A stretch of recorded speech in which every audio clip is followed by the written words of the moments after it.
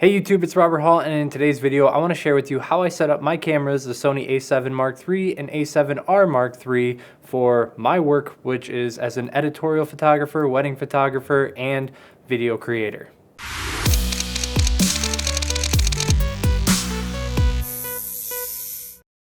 Today's video is sponsored by Adorama, which buys me the time to create these videos without the influence from any specific camera brand. I personally shop at Adorama for their great deals on a wide variety of products, as well as their support of those products down the road. So if you end up enjoying this video and you're interested in purchasing any of the products discussed, like the A7R III or A7 Mark III, you can find those links in the description below. So the primary criticism that I heard about Sony cameras when I was interested in switching was the menus are terrible. The menus are awful. You have to go through so much just to find a single option. And I'll admit, I was a little bit scared because that's not something I want to spend a lot of time doing. But then I used the A9 and realized, wow, this has a lot of programmability. And then I actually tested the A7R III while considering purchasing it. And when I went into the menu settings, I was like, what are all these people talking about? I don't think I'll ever have to go in the menu because there are so many customizable buttons. So I took the leap on Sony anyways, and the first day that I got my A7R III, I sat down and I thought, how am I going to use this? How do I want all my controls to be laid out?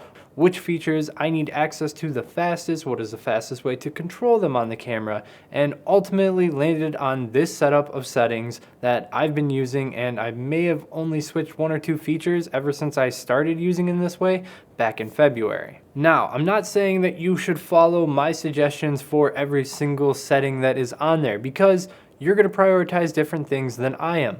I always use Kelvin white balance, and that's one of my fastest access to features. But if you live in auto white balance, then don't worry about that. Program something else higher. So I'm gonna go through and show you what I consider the 4 layers to Sony's controls. That way you can avoid menu diving on this camera. When using the Sony cameras, I think there are 4 layers of control that help you prevent menu diving. The first and fastest layer is going to be the command dials. It's gonna be the front dial, the rear dial, and then this dial in the back. Now, I didn't make any changes to the front dial or the rear dial. The front dial controls my aperture, the rear dial controls my shutter speed, but I did make a change to that back dial, and that I made ISO. So by default, you have to press this button on the right in order to get to ISO, but for me, as soon as I touch it, without hitting that right button, I'm automatically controlling the ISO. And that's gonna be based on your preference, but I just found having as much speed as possible to modify those 3 settings is really important to my workflow. But you do have to watch it a bit because putting this camera at your side, you can easily jog that dial a little bit and modify your settings. Now, the second layer of control is going to be your C buttons, your customizable buttons. Now, there's 4 of them. There's C1 up here, C2, C3, C4. But technically there's a lot more, because you can also program this AEL button, which if you're shooting in manual is kind of useless to you. You can also program the press down of the AF selector, so this controls your autofocus point, and you can also modify what it does when it's pressed down. And then you've got 4 buttons right here, as well as the center button. So you've got 1, 2, 3, 4, 5, 6, 7, 8, 9, 10, 11 buttons that you can control. So let's hop into the menus and I'll show you how I have those programmed. So if we go in the To menu, we're gonna go to page 8, and that's where we can get into custom keys. Now, if you see on the left there is an image custom key, a video custom key, and a playback custom keys. So in addition to being able to program 10 different keys, you can also program them differently provided what function you're in. So if you're in photo, you can have a completely different set of custom keys versus video. Now, I'm primarily a stills photographer, so we're gonna focus on how I have these set up. So as you can see, I have my control wheel set to ISO. Now, custom button 1, which is in the top right up here, I have that set to access my white balance. Custom button 2 is my focus area. Custom button 3 allows me to toggle on silent shooting, which allows me to really quickly get into the electronic shutter if I think it's appropriate. I try to use the electronic shutter whenever I can, which means in good light. You can watch this video in the top right if you're interested in learning more about silent shooting and electronic shutters. But whenever I can, I use silent shooting because that way I'm not being disruptive with my camera, and I'm not putting wear and tear on my shutter. Custom button 4 I have set to autofocus / manual focus control toggle, and this is really a nice tool to have because all I have to do is press the C4 and I'm switching between autofocus and manual focus. You can see on the left there, switching between AFC, which is my default autofocus mode, and manual focus, back and forth. That works really well for both photo and video. One of the negatives of using a Sony mirrorless camera is how it performs in backlighting. So I really like to have quick access to manual focus, and also in video, I'm constantly toggling autofocus and then switching to manual focus if something's going to be stationary. Now we're jumping back into those custom keys for photos menu, and we're gonna go to page 2. So this gets off of the C buttons and gets to the other ones that you can modify. So my multi-selector button, that would be when you press down right here. I have that programmed to eye autofocus because this is where my thumb predominantly lives once my settings are dialed in. So I can quickly press that down whenever I want to trigger eye autofocus. The center button brings up the focus magnifier. That's only gonna work when I'm in manual focus. I'll show you real quick. If I hit that center button, I punch in and I can use that to manually focus. Going back to page 2, my left button is my peaking display selector. Sometimes I'll use this in addition to using the manual focus or the focus magnifier. Now the right button is focus mode. Let me show you that real quick. So if I hit this right button, instead of ISO now, it's going to switch between the different focus modes. I don't really switch from AFC often, but if I am in a situation where I do want to use AFS, then I have the option to quickly get there. Then finally, my down button is programmed to APS-C S35, so that's going to be essentially a zoom. It's going to crop in a little bit. Let me actually increase my ISO here so you can see what we're looking at. This is just the corner of a TV, but if I press the down button, I punch in 50%. Now, I have this programmed on both of my cameras, although I primarily use it on my A7R Mark III because I'm willing to give up those megapixels sometimes to get closer. Effectively turns your 200mm lens into a 300mm lens, and it just saves me time from having to crop images in post-production. Also gives me more versatility with my primes. Alright, on to page 3, which is just the last few buttons. AEL button is programmed to shot result preview. And so right here, I've shown a dedicated video on the shot result preview as well. You're not going to see anything right now, but when I have a flash on, the flash is going to change how my live view displays, and this allows me to toggle and see how my ambient light looks. It also quickly gets rid of all that garbage on the sides if you don't want to see it. Head it back in one more time. My AF on button is just AF on. That's the default program. I'm a back button focuser, so when I press my shutter key, there is no autofocus. I have that disabled, but when I press the AF on, it's just going to trigger the autofocus, which we're going to switch back to AFC. And the primary reason that I always use AFC is because if I want to use AFS, I can simply focus and let go, and that's essentially the same thing as AFS. Now, when it comes to video custom keys, most of mine follow the same as the photo, except when it's a feature that doesn't really affect photo. So for instance, my custom button 3 on photo is silent shooting. So rather than have that feature on video, which does nothing because it's already in electronic shutter, I have this one set to zoom. So when I'm in video mode, let me switch over to video real quick.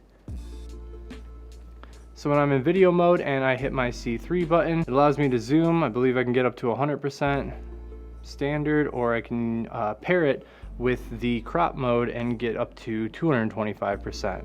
So you can see beyond that, everything else is the same. I also have my AEL button programmed to autofocus, manual focus, control toggle because there's no use for the shot result preview when I'm shooting video. So I actually have that in two places. I can control it right here or right here when I'm shooting video. Really nice when it's right here for video because it's right next to the AF on button. So I kind of dance between these three to make an autofocus selection. These are the default settings for the playback menu. There's not many options here, you only get 4. So we have protect on custom button 3 to protect an image. And then on the FN button when we're in playback, that's gonna open up the send to smartphone option. So the reason I say that these are the second level of control is because while your hand by default will probably be right here, access to these controls is the fastest. It's not much slower to jump between C1, C2, all these different buttons. Now the third level of control would be the function menu.